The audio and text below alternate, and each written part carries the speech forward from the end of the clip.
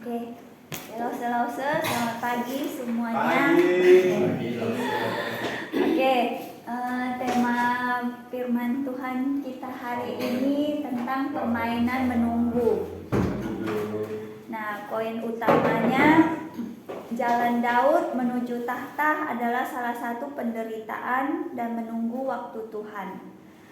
Tujuannya yang pertama itu menceritakan kepada anak-anak remaja beberapa kejadian masa penantian Daud. Yang kedua, menjelaskan mengapa perjalanan Daud menuju tahta juga menggambarkan Tuhan Yesus. Yang ketiga, bersandar pada pengetahuan tentang waktu Allah yang sempurna. Nah, saya akan putar sebuah video.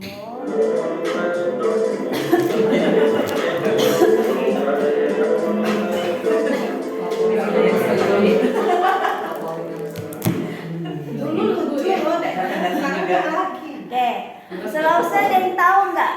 Mr. B-nya lagi ngapain? Nunggu mobil lewat. Nunggu mobil lewat, ya benar ya.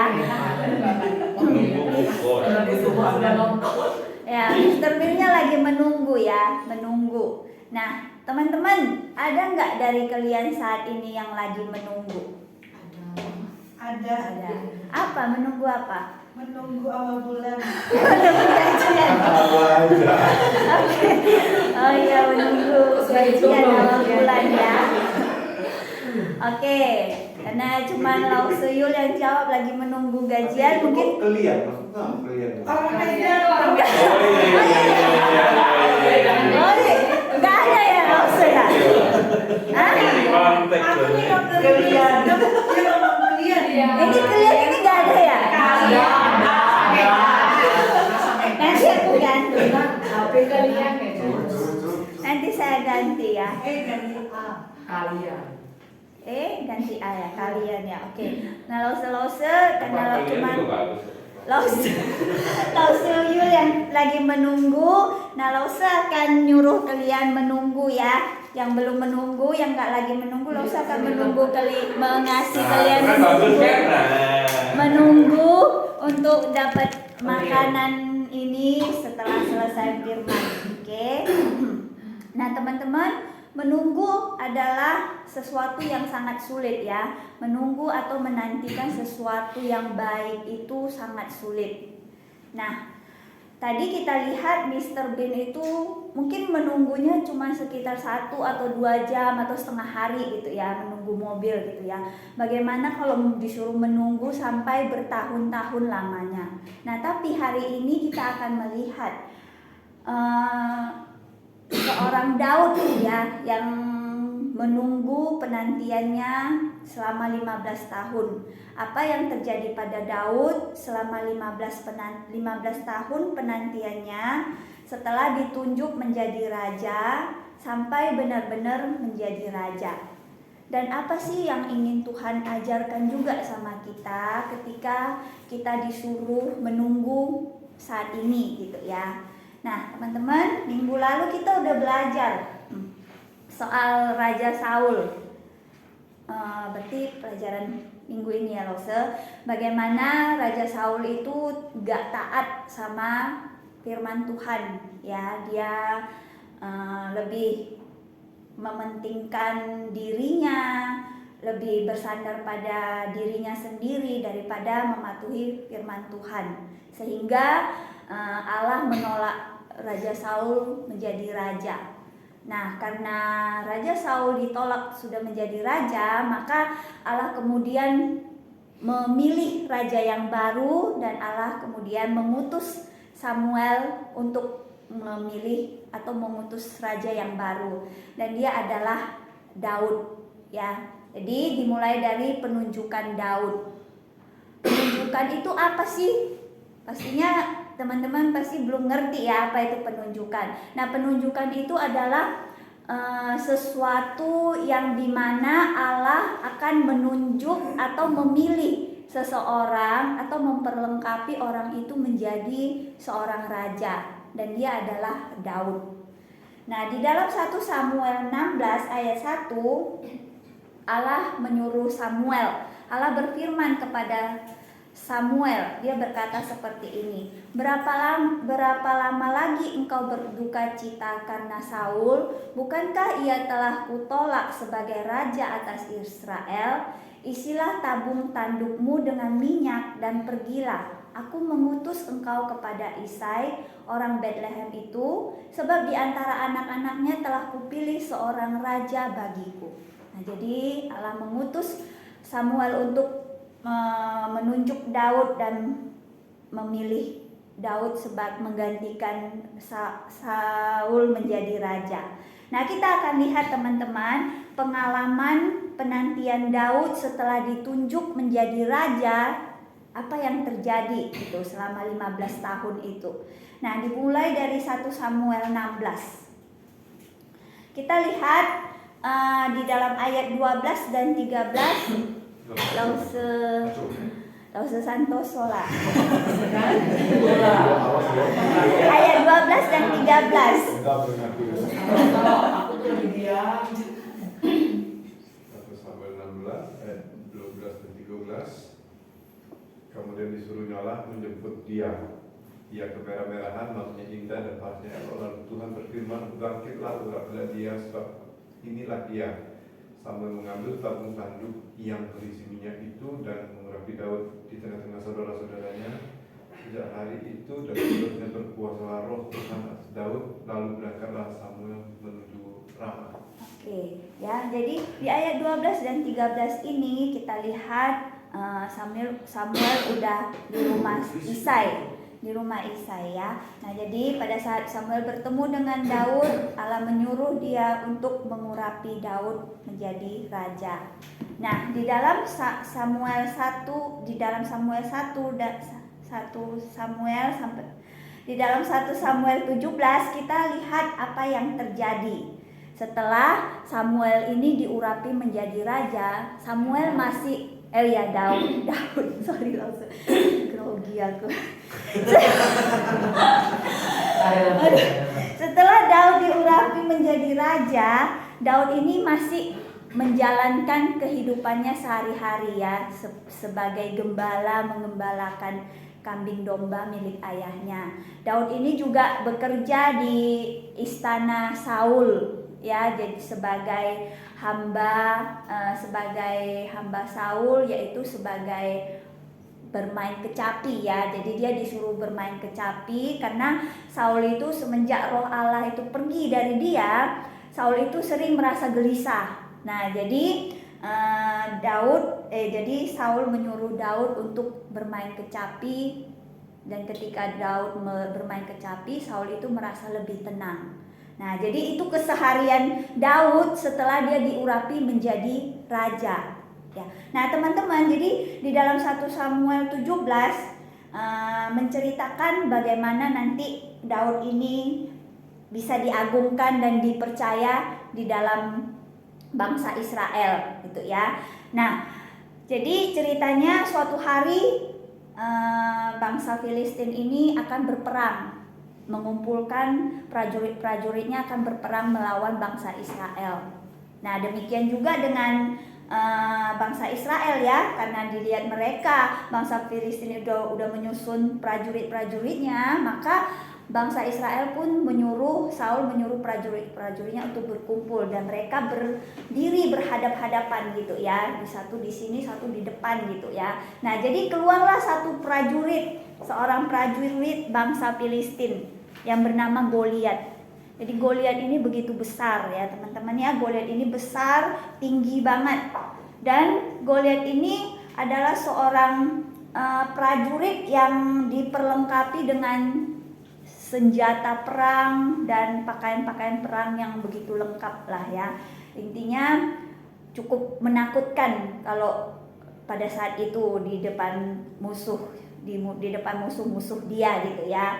Nah, jadi Goliat ini berteriak di tengah-tengah, berdiri di tengah-tengah, dan dia berteriak kepada bangsa Israel. Dia berkata seperti ini, hai Israel, adakah dari kalian satu yang prajurit yang bisa mengalahkan aku tampil ke depan. Kalau ada yang bisa mengalahkan aku, maka kami akan mengaku kalah kepada bangsa Israel. Nah, dia berteriak seperti itu. Tapi gak ada satupun prajurit Israel yang berani tampil, karena mungkin melihat Goliat yang begitu luar biasa seperti raksasa ya, jadi gak ada satupun yang berani tampil. Nah, teman-teman, kebetulan nih si Daud dia disuruh papanya untuk mengantar makanan ya. Jadi Daud ini disuruh papanya untuk mengantar makanan kepada koko-kokonya yang sudah menjadi prajurit Israel. Nah, pada saat itu Daud ada di tempat itu dan Daud kemudian bertanya apa yang terjadi. Kenapa Goliat itu berteriak-teriak dan apa yang terjadi sampai gak ada satu orang pun yang berani melawan si Goliat ini. Daud bertanya kepada prajurit yang ada di situ lah gitu ya teman-teman. Nah, akhirnya diceritakanlah sama prajurit itu apa yang terjadi, kenapa si Goliat ini berteriak-teriak, dan si Daud inilah yang memiliki keberanian untuk melawan Goliat. Lalu apa yang terjadi teman-teman? Ayo coba kita baca di ayat 45 sampai 50 apa yang terjadi. Lanjut. Saya ya. Ayat 45. Tetapi Daud berkata kepada orang Filistin itu, engkau mendatangi aku dengan pedang dan tombak dan lembing, tetapi aku mendatangi engkau dengan nama Tuhan semesta alam, Allah segala barisan Israel yang kau tentang itu. Hari ini juga Tuhan akan menyerahkan engkau ke dalam tanganku, dan aku akan mengalahkan engkau dan memenggal kepalamu dari tubuhmu. Hari ini juga aku akan memberikan mayat dan mayat tentara orang Filistin kepada burung-burung di udara dan kepada binatang-binatang liar, supaya seluruh bumi tahu bahwa Israel mempunyai Allah. Dan supaya segenap jemaah ini tahu bahwa Tuhan menyelamatkan bukan dengan pedang dan bukan dengan lembing. Sebab di tangan Tuhanlah pertempuran, dan Ia pun menyerahkan kamu ke dalam tangan kami. Ketika orang Filistin itu bergerak maju untuk menemui Daud, maka segeralah Daud berlari ke barisan musuh untuk menemui orang Filistin itu. Lalu Daud memasukkan tangannya dalam kantongnya, diambilnya sebuah batu dari dalamnya, diumbannya. Maka kenalah dahi orang Filistin itu, sehingga batu itu terbenam di dalam dahinya, dan terjerumuslah ia dengan mukanya ke tanah. Demikianlah Daud mengalahkan orang Filistin itu dengan umbanan batu. Ia mengalahkan orang Filistin itu dan membunuhnya tanpa pedang di tangan. Ya, makasih Lause. Nah, teman-teman, kita lihat di situ Daud bisa mengalahkan Goliat. Tapi itu bukan karena dia ya, tapi karena pertolongan Tuhan yang memberikan kemenangan itu.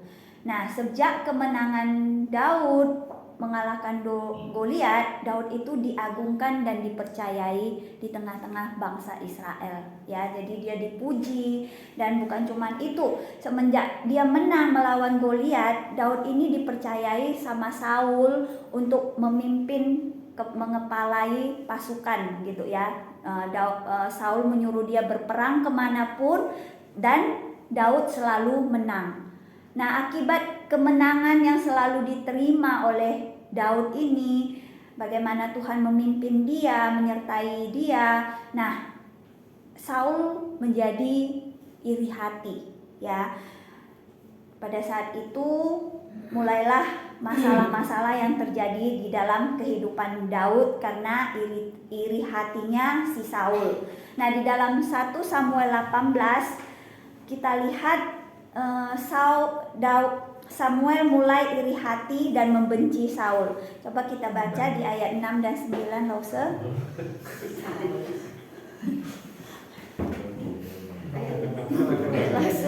Mulai. Lause, yo. Ayat 6, tetapi pada waktu mereka pulang, ketika Daud kembali sesudah mengalahkan orang Filistin itu, keluarlah orang-orang perempuan dari segala kota Israel menyongsong Raja Saul, sambil menyanyi dan berlari-lari dengan memukul bana, dengan bersukaria dan dengan membunyikan gerincing. Ayat 7. Dan perempuan yang menari-nari itu menyanyi berbalas-balasan, karena Saul mengalahkan beribu-ribu musuh, tetapi Daud berlaksa-laksa. Lalu bantulah antara Saul dan Nasangat, dan perkataan itu menyebalkan hatinya. Sebab pikirnya, kepada Daud diperhitungkan mereka berlaksa-laksa, tetapi kepadaku diperhitungkannya beribu-ribu. Akhirnya jabatan raja itu pun jatuh kepadanya. Oke. Ayat 9 terakhir. Oh iya. Setelah itu maka Saul selalu memiliki Daud. Oke, makasih ya Lause. Nah, semenjak itu akhirnya si Saul ini pun mulai membenci si Daud. Membenci si Daud. Nah, Saul berusaha membunuh si Daud ya. Jadi dia berusaha membunuhnya dengan cara yang licik awalnya ya. Dia menyuruh Daud ini pergi berperang dengan maksud Daud ini akan mati di peperangan gitu ya. Nah, Saul juga memberikan janji kalau dia akan memberikan anaknya menjadi menantu seorang raja gitu ya, kalau dia bisa mengalahkan bangsa Filistin.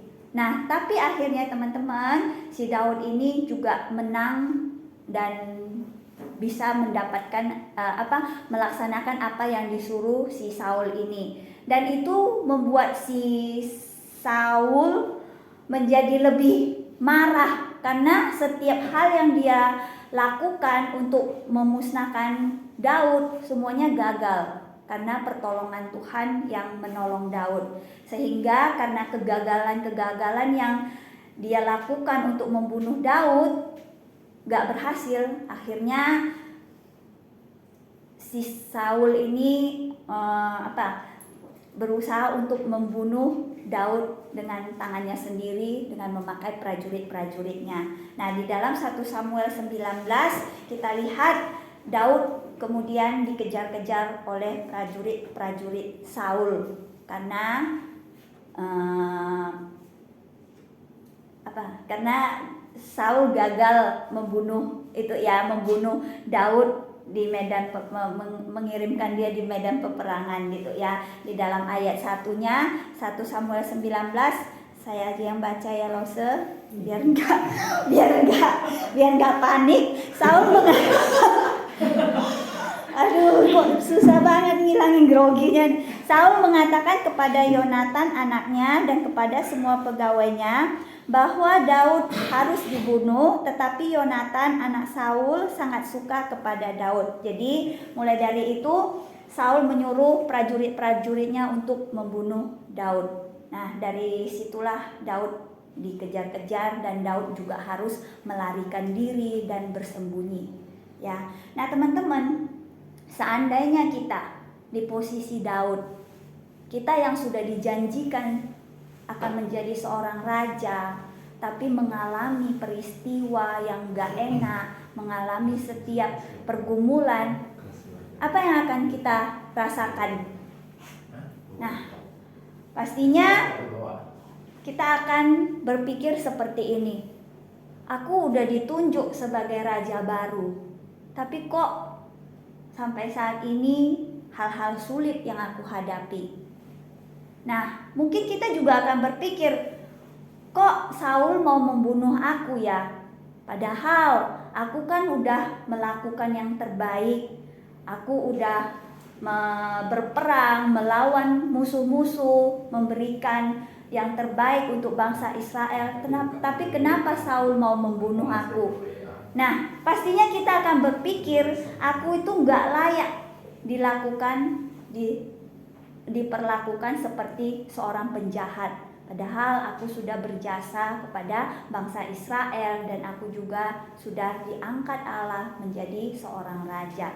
Pastinya itu yang ada di dalam pikiran-pikiran kita ketika kita ada di posisi Daud. Nah, tapi teman-teman, apa yang ada di dalam benak Daud ketika dia menghadapi situasi seperti itu? Ya, mungkin Lause rasa ada kali ya contoh pikiran seperti itu di benak Daud ya pada saat itu ya. Kira-kira ada lah ya mungkin ya. Nggak mungkin Daud setegar itu, sampai nggak ada pikiran kayak gini ya. Lause rasa ada ya. Tapi kita lihat bagaimana Daud itu menghadapi situasi yang begitu sulit bagaimana respon dia terhadap situasi itu. Nah, kita lihat Daud tetap menunggu waktu Tuhan. Ya, Daud memilih menunggu waktu Tuhan meskipun di dalam situasi yang begitu sulit. Nah, kita lihat di dalam 1 Samuel 26 ayat 5 sampai 12. Lause kita baca dulu. Lanjut ya Lause.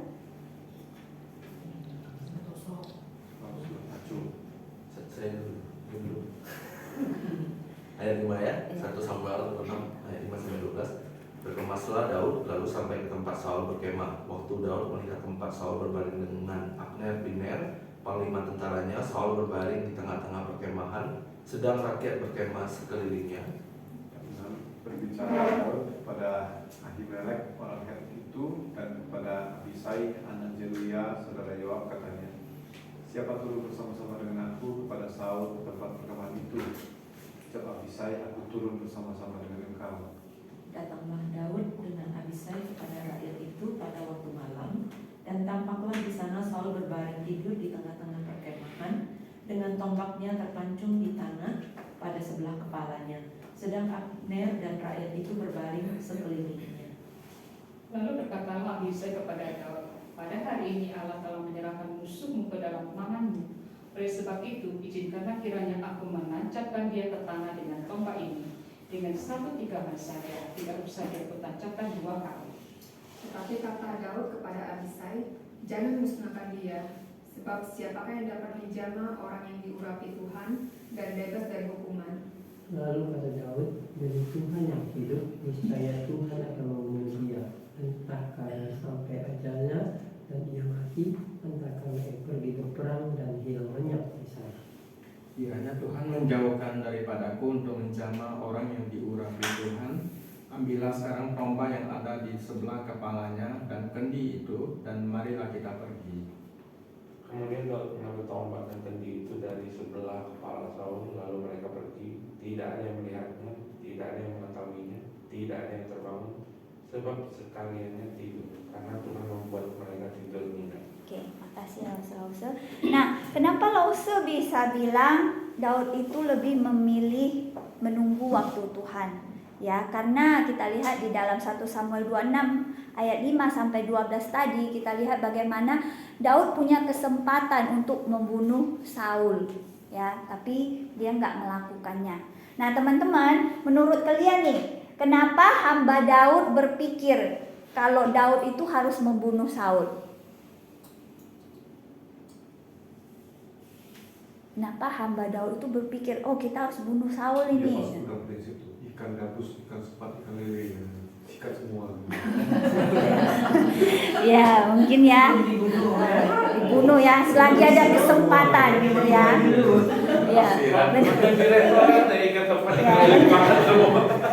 ya benar ya, disikat jangan disisain. Ya benar ya, mungkin hamba Daud itu juga berpikir seperti itu ya. Ini kesempatan ini untuk bisa membunuh si Saul ya. Jadi mungkin hambanya itu berpikir, oh kesempatan yang dikasih Tuhan supaya bisa membunuh. Karena selama ini Saul ini mau membunuh Daud. Jadi saat ada kesempatan, kenapa enggak gitu ya. Nah, pikir hambanya. Nah, tapi teman-teman, Daud tidak melakukannya. Nah, apa alasan Daud enggak membunuh Saul? Tadi kalian udah baca, apa alasannya teman-teman?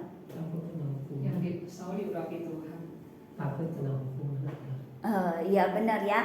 Dia berkata kalau Saul itu adalah seorang raja yang pernah diurapi Tuhan juga. Nah, Allah juga yang, jadi dia berpikir biarlah Allah yang akan membunuh Saul ya sampai ajalnya atau nanti mati di peperangan. Nah, Daud lebih memilih taat mendengarkan firman Tuhan. Kenapa? Karena Daud itu tahu membunuh itu ada di dalam hukum Tuhan dan gak boleh. Sehingga Daud itu lebih memilih taat sama firman Tuhan dan dia lebih memilih menunggu waktu Tuhan. Nah teman-teman, apa yang diambil Daud, keputusan yang diambil Daud ini gak gampang ya. Nah tapi kita lihat Daud melakukannya. Kenapa? Semua itu adalah karena iman. Nah, kenapa Lause bisa bilang keputusan yang Daud ambil ini adalah suatu bentuk iman Daud kepada Allah? Karena yang pertama, dengan membiarkan Saul, berarti Daud membiarkan musuh yang tidak dapat dipercaya itu pergi, yang suatu saat mungkin akan bisa membunuh dia. Nah, tapi karena iman, Daud itu percaya gitu ya, apa yang telah dijanjikan Allah kepada dia percaya akan janji Tuhan dan tidak pada kecerdasannya sendiri. Walaupun di dalam jabatan raja yang sudah dijanjikan Allah, dia mengalami banyak pergumulan, situasi yang buruk, tapi dia memilih untuk taat dan tetap percaya pada janji Tuhan dan tidak pada kecerdasannya sendiri. Nah, teman-teman, di dalam 2 Samuel 5 baru Daud menjadi raja. Ya, jadi setelah dia diberikan kesempatan untuk membunuh Saul, masalah yang dihadapi Daud itu nggak berhenti sampai situ ya, masih banyak lagi. Dia sampai dikejar-kejar juga, bahkan dia juga sampai bersembunyi, dan akhirnya Daud menjadi raja di 2 Samuel 5 pada saat dia berumur 30 tahun. Nah, apa yang dipelajari Daud selama 15 tahun penantiannya, teman-teman? Nah, yang pertama, Daud menyadari kalau Allah itu memelihara umatnya. Dia melihat bagaimana pemeliharaan Allah yang menjaga dia, yang ketika dia di dalam pelarian, ketika Saul mau membunuh dia, tapi dia melihat bagaimana Allah memelihara dia. Nah, Daud juga belajar kalau dia bisa melakukan hal-hal yang besar dengan kekuatan Allah. Daud sadar kalau dia bisa berperang, menang di dalam peperangan, bahkan pada waktunya dia menjadi raja, semua itu juga karena kekuatan yang Allah berikan kepada dia.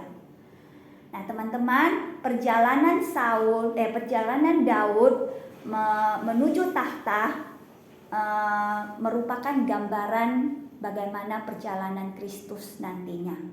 Nah, ini ada tipologi Daud dan Kristus ya, yaitu mereka sama-sama nggak punya rumah. Mereka tidak mendapatkan kehormatan yang mereka layak terima. Mereka juga memiliki sekelompok pengikut berkelana, dianiaya oleh otoritas masing-masing. Nah, itu beberapa tipologi yang mungkin bisa kita lihat dari Daud dan Kristus. Nah, teman-teman, tadi Lause bilang perjalanan Daud menuju tahta adalah gambaran bagaimana perjalanan Kristus dan penderitaan Kristus juga. Lalu bagaimana perjalanan dan penantian dan penderitaan Kristus. Nah, kita lihat perjalanan, penantian dan penderitaan Kristus. Salah satunya Allah itu menjadi manusia. Dia yang adalah Allah berinkarnasi menjadi manusia. Dia yang sang pencipta berkuasa menjadi miskin, dianiaya dan disalah mengerti. Dia juga menderita murka Allah dan kematian mengerikan di atas salib, dihukum karena dosa yang tidak dia lakukan. Itu untuk siapa? Untuk memberikan keselamatan, untuk menebus manusia dari dosa. Itulah perjalanan dan penderitaan Kristus di tengah-tengah dunia ini ketika dia ada di dalam dunia ini dan menjalankan menjalankan perintah Allah. Nah, teman-teman, tadi kita udah lihat bagaimana perjalanan Daud, perjalanan Kristus dan penantian Kristus. Kita lihat Daud menunggu 15 tahun untuk menjadi raja. Tuhan Yesus menunggu 30 tahun untuk memulai pelayanannya dan mengerjakan keselamatan yang dia janjikan. Teman-teman, lantas bagaimana dengan kita? Baik Daud dan Tuhan Yesus melalui jalan penantian dan penderitaan sampai akhir. Seperti yang Lause bilang, 15 tahun penantian Daud 30 tahun penantian Kristus untuk menjalankan pelayanannya dan mengerjakan keselamatan yang Dia janjikan bagi kita. Lantas bagaimana dengan kita, teman-teman? Nah, tadi Lause menjanjikan akan menyuruh kalian menunggu dengan sabar.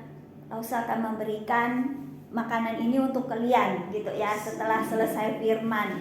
Nah, tapi Lause percaya teman-teman, saat ini kalian menunggu, bukan hanya sekedar menunggu makanan dari Lause selesai firman ini, tapi lebih dari sekedar ini gitu ya. Salah satunya mungkin apa gitu ya, mungkin penantian kita atau menunggu kita di dalam jawaban doa atas keluarga. Ya, Lause nggak tahu. Kalian mungkin nggak akan pernah menceritakan apapun itu. Nah, tapi Lause percaya mungkin ada dari kita yang saat ini menunggu jawaban doa atas pemulihan keluarga dari kita yang saat ini mengharapkan mama papa kita boleh memiliki relasi yang baik kembali dengan dengan hubungan di dalam suami istri, atau mungkin kita mengharapkan penantian jawaban doa kita bagaimana mama papa kita bisa berubah menjadi orang tua yang lebih peduli sama kita, yang gak hanya mementingkan pekerjaan ya, atau mungkin kita mengharapkan doa dari penantian kita, mama papa kita bisa menjadi orang tua yang lebih adil kepada kita, kepada dedek, kepada kita gitu ya. Nah, atau mungkin teman-teman kita juga menunggu dengan masa depan kita gitu ya, dengan rasa khawatir atau dengan rasa takut gitu ya, menantikan masa depan kita. Atau mungkin ada dari kita yang menunggu jawaban doa, menantikan kesembuhan untuk penyakit kita ataupun penyakit orang-orang yang kita sayangi. Nah, ataupun mungkin kita juga menantikan, merindukan jawaban doa dari orang-orang yang kita doakan sampai saat ini bisa percaya sama Tuhan, dari keluarga kita yang belum percaya sama Tuhan. Nah, apapun itu teman-teman, seperti Daud menanti dengan setia, Kristus menanti dengan setia selama 30 tahun. Nah, apakah kita juga mau menunggu dengan setia waktu Tuhan? Nah, teman-teman, mungkin di dalam menunggu itu susah gitu ya, sulit. Nah, tapi menunggu dapat menjadi pengalaman belajar buat kita. Karena di saat kita menunggu, kita juga dapat mengembangkan beberapa pengetahuan dan kebijaksanaan yang benar-benar dibutuhkan di dalam penantian kita. Jadi bukan berarti di saat kita menanti kita itu diam aja, enggak ya. Nah, tapi di saat kita menunggu, dikasih waktu menunggu, nah kita bisa mengembangkan pengetahuan kita, kebijaksanaan kita untuk mempersiapkan apa yang dibutuhkan di dalam masa penantian kita. Nah, yang kedua, kita juga di dalam masa kita menunggu dan menanti, Tuhan juga ingin mengerjakan atau membentuk sesuatu dalam diri kita. Jadi bukan hanya sekedar jawaban doa kita, tapi lebih dari sekedar jawaban doa, Tuhan itu ingin mengerjakan atau membentuk sesuatu dalam diri kita. Salah satunya apa? Kita bisa belajar sabar, bisa belajar ketekunan, dan belajar bergantung kepada Allah. Sehingga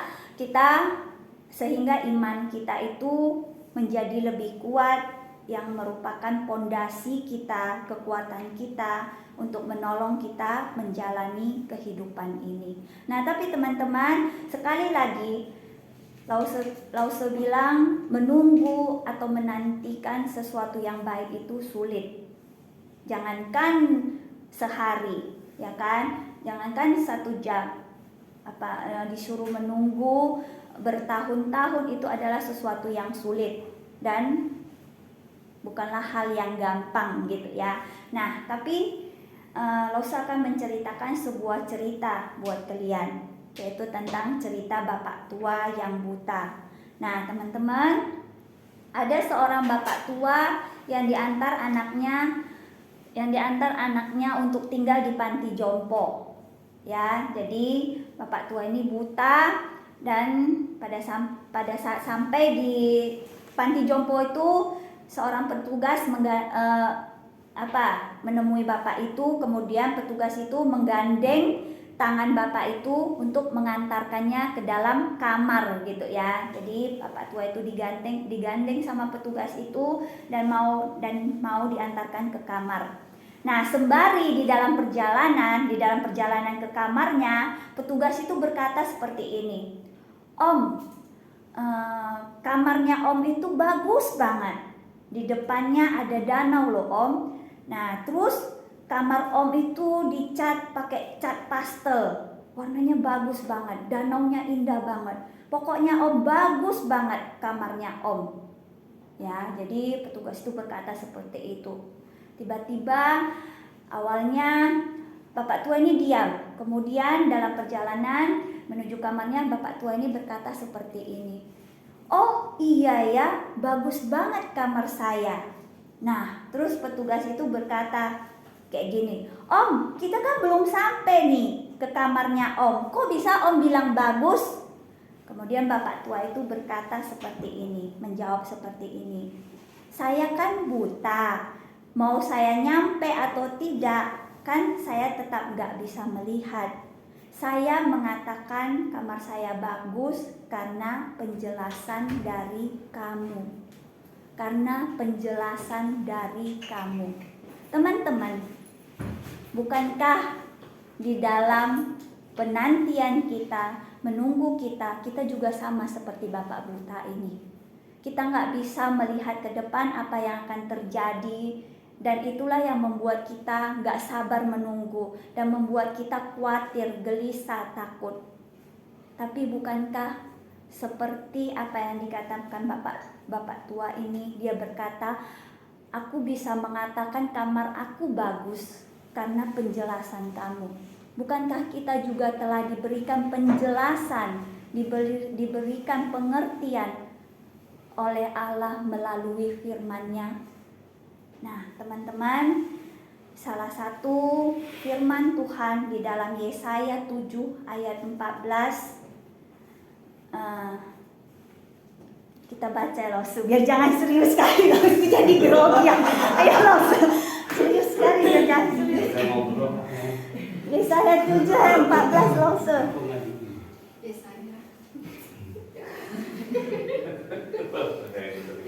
Yesaya 7 ayat 14 Lause. Ayo Lause yang ya Lause. Yesaya 7 ya? Ya. Kalian empat Sekaligus penutup maksudnya. Iya. Semua lah Lause. Yesaya 7 ayat 14, Matius 1 ayat 23. Terus orang diberi nasib kalian. Sebab itu Tuhan sendirilah yang akan memberikan kepadamu suatu pertanda. Sesungguhnya seorang perempuan muda mengandung dan akan melahirkan seorang anak laki-laki, dan dia akan menamai dia Immanuel. Matius 1 ayat 23 Lause. Borong ini namanya. Ya. Memberikan Sama Wahyu semuanya dibaca juga ya.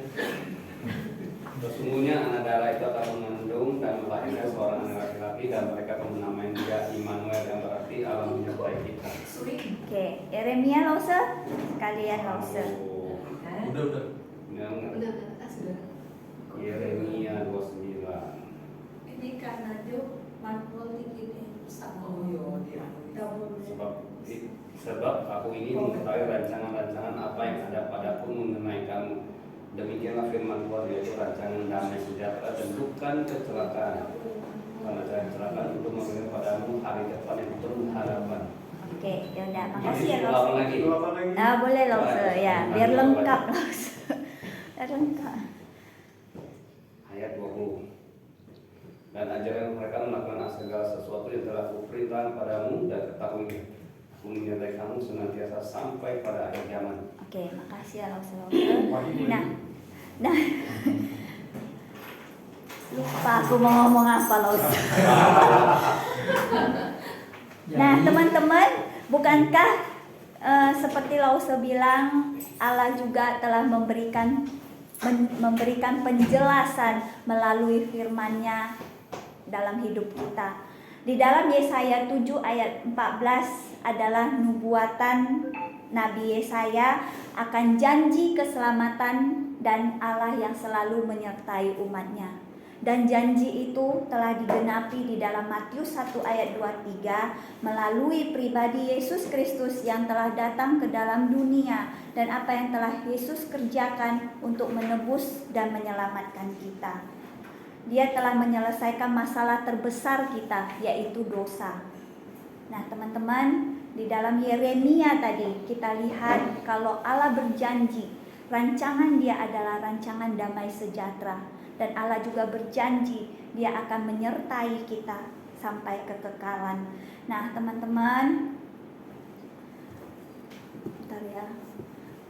Kayak mana ini nurunkannya, nggak bisa turun, bisa nyontek jadi.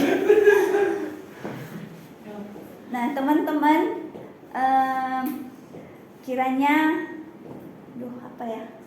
kiranya firman Tuhan yang sudah Allah berikan kepada setiap kita ini boleh menjadi kekuatan di mana kita tahu ada janji Allah, bukan hanya sekedar janji, tapi Allah juga telah menggenapinya. Allah bukan cuma menyuruh kita, tapi Dia juga telah merasakan apa yang menjadi penderitaan kita, apa yang kita rasakan di tengah-tengah dunia ini. Nah, biarlah melalui firman Tuhan di dalam Yesaya, Matius, Yeremia, Matius 28 dan firman Tuhan di dalam Alkitab yang selalu kita baca itu boleh menjadi kekuatan kita untuk setia dan taat menanti dan menunggu waktu Tuhan di dalam perjalanan hidup kita dan menyerahkan hidup kita kepada Sang Raja yang sejati ini. Nah, yang terakhir, seorang Charles Spurgeon berkata seperti ini ya Lause, baca sendiri bahasa Inggrisnya, yang artinya kita tidak akan lelah menanti Tuhan jika kita ingat betapa lamanya dan betapa murah hatinya Dia pernah menanti kita. Teman-teman, Kristus telah mati di atas kayu salib. Penderitaan Kristus, perjalanan dan penantian Kristus 30 tahun dan apa yang telah Kristus kerjakan itu adalah bukti kasih Kristus yang begitu besar bagi setiap kita anak-anaknya. Biarlah ini menjadi kekuatan dan menjadi pegangan hidup kita ketika kita akan menanti dan menunggu waktu Tuhan dan menyerahkannya kepada Tuhan sesuai dengan kehendaknya. Demikian lause-lause ini sampai cerita kita. Terima kasih Mas Dina untuk lesson plan-nya ya. Lesson plan cukup baik. Untuk secara poin, menurut saya sudah cukup detail, sudah cukup menjawab juga berdasarkan tujuan yang ada. Hanya beberapa ada yang mungkin perlu ditambahkan dengan yang perlu di-cut. Yang pertama, kalau masalah tulisan kalian ya nggak apa-apa sih sebenarnya. Maksudnya nggak apa-apa. Kalau di anak-anak tuh biasa mereka tuh pakai kalian, tetapi i-nya tuh identik e juga. Kalau bahasa mereka gitu. Kemudian yang kedua, menurut saya sudah cukup baik untuk penggalan di dalam setiap pasalnya ya. Tadi kan itu kan cukup panjang tuh. Nah saya berharap saya nggak tahu menurut ini nggak benar atau enggak ini. Jangan. Jadi bahasa yang mengajar perlu untuk tahu ringkasan per pasalnya gitu. Jangan sampai nanti lupa hafal ringkasan per pasalnya. Nanti malah jadi bingung. Nah, udah mulai bingung nanti susah tuh untuk ngikutin dari pasal ini sampai maksudnya apa gitu untuk menunggunya. Jadi menurut saya perlu untuk langsung coba bikin satu ringkasan, mau disamain kayak tadi boleh, atau ketika Lose membaca, Lose juga menemukan ada poin lain yang menurut Lose ini penting untuk ditambahkan, itu is okay juga. Tetapi pada akhirnya kita ingin menjelaskan di awal itu tentang bagaimana ini loh pengalaman si Daud. Pengalaman ketika dia tuh akan mendapati bagiannya. Dan ternyata itu nggak semudah itu gitu. Nah menurut saya itu penting sekali untuk Rasul bisa menyimpulkan. Kalau nggak gabungan kan di Rasul dipecah-pecah kok mesti lain. Kalau gabungan ya berarti cuma Galau sejarah kalau gabungan kan berarti Rasul tidak aja. Jangan sampai nggak bisa ngomong aku. Terus yang kedua adalah mungkin di kalimat yang Allah yang membunuh Saul itu perlu diganti dengan mungkin Allah yang menghukum gitu ya. Maksudnya kita tidak menemukan di Alkitab itu yang mengatakan bahwa Allah membunuh Saul. Tapi kita tahu bahwa itu adalah bukti pelanggaran dan juga hukuman yang Tuhan izinkan untuk dia alami. Toh juga di Alkitab mengatakan bahwa dia mati juga bukan karena Tuhan yang membunuh kan. Karena dia ada dalam peperangan itu. Nah, saya itu perlu untuk diedit supaya tidak menimbulkan kebingungan di pikiran anak-anak juga gitu. Ya walaupun baik sih mereka bisa mikir oh kayaknya agak ini gitu ya. Tapi menurut saya itu agak kurang pas di waktu dengan tema yang kita bahas. Hukumnya. Ya. Lebih halus. Nah kemudian di slide yang ada tentang iman, ya dari tentang iman ini saya usul ditambahkan dengan yang saya ada kirim sih dulu nanti Rosetina tinggal copy paste aja. Di situ dikatakan bahwa menurut Tuhan itu berarti saya belajar untuk hidup berdasarkan apa yang saya ketahui sebagai kebenaran tentang Tuhan. Tetapi juga ketika saya tidak tahu apa yang benar tentang hidup saya gitu. Menurut saya ini penting untuk ditambahkan supaya mereka itu juga belajar apa arti itu menunggu di dalam menantikan akan pribadi Tuhan itu. Kemudian di slide yang nomor 10 Rose. Ya. Di slide nomor 10. Ya itu. Nah, di bagian ini kalau menurut saya sebenarnya nggak apa-apa kita munculkan opsi-opsi kira-kira apa sih yang ada di dalam benak Daud. Karena kan memang kita nggak pernah ngerti gitu ya. Kita cuma bisa menerka-nerka kira-kira apa. Maka dari itu karena kita nggak tahu objektifnya seperti apa, alangkah baiknya kita menggunakan kata mungkin gitu. Ketimbang kita mengatakan bahwa ini loh di dalam benak Daud, nah itu kan beda. Karena belum tentu yang di benak Daud itu ini misalnya. Jadi alangkah baiknya ditambahkan kata mungkin. Mungkin kalau kita yang jadi Daud, mungkin saja kita berpikir bla bla bla. Nah mungkin ini juga nih yang dihadapi sama si Daud. Mungkin ini juga nih yang Daud mikirin. Nah dengan kondisi yang gini, terus harus gimana? Tinggal next slide. Next slide-nya adalah yang di slide nomor 11 itu. Gitu. Nah, jadi jangan sampai kita ajarin ke anak-anak tuh, oh ternyata di otak Daud tuh memang itu. Karena belum tentu di otak Daud tuh itu gitu. Karena kita nggak tahu kan. Kemudian di slide yang ada menunggu dapat menjadi pengalaman itu. Ya. Nah setelah slide ini perlu ditambahkan juga satu kutipan dari Bob Coughlin. Dia mengatakan mereka yang percaya kepada Tuhan saat mereka menanti itu dapat yakin bahwa mereka tidak akan pernah lepas dari pandangan Tuhan. Nah menurut saya itu perlu untuk menjadi suatu momen encouragement buat mereka gitu di dalam penantian mereka. Mereka tetap dapatkan penghiburan bahwa sekalipun sulit, kadang juga mengecewakan, tapi kehidupan mereka itu tidak terlepas dari pandangan Tuhan untuk hidup mereka. Selebihnya menurut saya sudah baik, aplikasi sudah cukup ada ketika dikaitkan dengan kehidupan mereka. Tinggal perlu tambahkan apa nih yang harus dilakukan di dalam penantian ini. Saya tahu saya harus menanti, nah sekarang apa nih yang harus dilakukan, gitu ya. Menurut saya tetap back to basic, di mana mereka harus sekali lagi tetap yang pertama ya itu baca Alkitab dan berdoa itu sebagai disiplin utama gitu ya untuk terus mendapatkan kekuatan. Yang kedua ya tetap perlu untuk menjalani kehidupan yang terus mencari gitu, yang terus mencari apa yang jadi kehendak Tuhan, terus menunggu dengan sabar gitu. Menurut saya dua itu udah cukup dalam kehidupan mereka. Nah kemudian ketika di slide yang 15 tentang yang dikaitkan kehidupan dengan kita, saya melihat apa yang Rosetina tunjukkan itu lebih ke arah kondisi ke anak-anaknya Rosetina gitu. Nah penting untuk Rose coba mana tahu memang ada pergumulan yang cukup spesifik yang mungkin bisa disinggung. Karena kan walaupun kita tahu kondisi anak-anak, nggak apa-apa untuk disebut karena tidak semua teman-temannya kan juga tahu kondisi itu. Dan kita juga nggak sebut nama, kan? Kita cuma kasih tahu, Mungkin ada yang problem masalah dengan papa mamanya yang cerai misalnya, atau yang berantem lah atau apa gitu. Ya nggak apa-apa untuk disebut sekilas gitu, karena kan kita nggak nyebut nama. Nah, menurut saya itu sih udah cukup, sebenarnya udah sampai. Ada tambahan dari Rasul? Tambahan penjelasan kalau di slide 16. Oh, ini kan ada dua ya. Satu, kita dapat mengembangkan beberapa pengetahuan dan kebijaksanaan.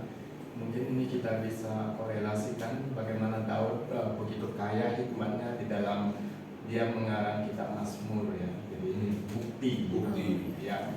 Nah, ini juga bijaksana. Thank you, Pastor. Oke, kalau nggak ada, minggu depan jadi gabung. Tadi sudah itu aku tadi ada satu di depan tadi ya, ada penunjukan ya. Oh iya, Raja. bisa ya, kalau udah menunjukkan. Akhirnya aku masih tahu itu minggu depan belum kami tidak ada, kami tunjuk loh. Jangan loh. Jangan aku berarti kan tadi sesat juga kan. Nanti ada Nama PPKP Desember loh, Dani ada bab 10. Selanjutnya tanggal 4 Secom konsekuensi yang dijadikan PPKP. 6 April. Kok nggak pernah bisa ya? Orang juga di